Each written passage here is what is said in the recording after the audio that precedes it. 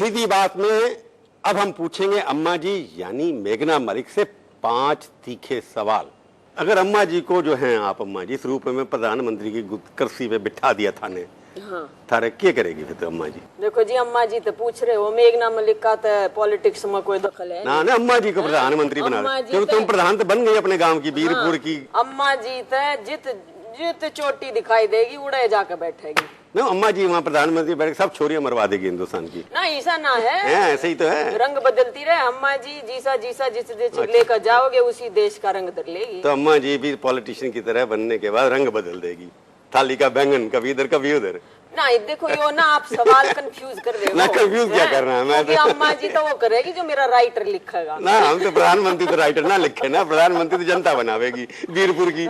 हाँ, लठ से बनाए चाहे जैसे बनाओ, बंदूक की गोली से बनाए। नहीं जी, हमारी जनता जो है, चाहे वीरपुर की हो या हमारे देश की हो, ये इसी नहीं है, समझदार जनता है। हाँ, जनता जित लेकर जाएगी वहाँ चली जाएगी अम्मा जी। अगर आपको कहा जाए कि आप टीवी छोड़ दो और बॉलीवुड में आ जाओ, तो छोड़ देंगे आप टीवी? जब मिलेगा तब सोचेंगी मतलब बॉलीवुड का कोई रोल? नहीं, बिल्कुल। देखिए, एक एक्टर का यही आशा रहती है और कि जो भी काम, खूबसूरत काम करने को मिले, चैलेंजिंग रोल्स करने को मिले, तो वहीं एक्टर देखता है और वहीं पहुंचता है। क्योंकि ये सारा लॉडो जो है आप ही के कैरेक्टर के ऊपर टिका हुआ है। जैसे स्मृति ईरानी के ऊपर सास भी कभी बहू थी, जब एक बार हट गई तो टीआरपी गिर गई। आपको ये लगता है एक आपकी स्ट्रेंथ है, ये आपकी वीकनेस है? नहीं, मैं ऐसा कभी नहीं मानूंगी कि एक इंसान की वजह से डेली सोप चल सकता है। मैं तो दर्शक हूँ ना, इसलिए कह रहा हूँ। नहीं, वो आपकी श्रद्धा है, वो आपकी श्रद्धा है। जिस दिन सासू माँ नहीं होंगे, आप नहीं होंगी अम्मा जी, शायद मैं ना देखूं रोज।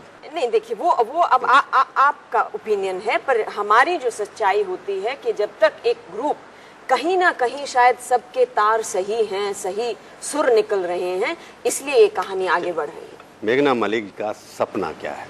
यही है कि एक, जैसे आशा, हर इंसान आशा रखता है सुखी जीवन की, और उससे ज़्यादा अगर मेरा प्रोफेशन जो है, तो मैं अपने प्रोफेशन में ऐसे मुकाम पर पहुंचूं और ऐसा काम करूं जैसे कि अब मैं रस बांट रही हूं दर्शकों में, और भी खूबसूरत और भी चैलेंजिंग रोल्स मिले, यही दुआ करता हूं। चलो, जो भी सपना आपका है वो पूरा हो, हमारी शुभकामनाएं आपके साथ हैं। आप मेरे स्टूडियो में आए, बहुत बहुत धन्यवाद। बहुत बहुत शुक्रिया।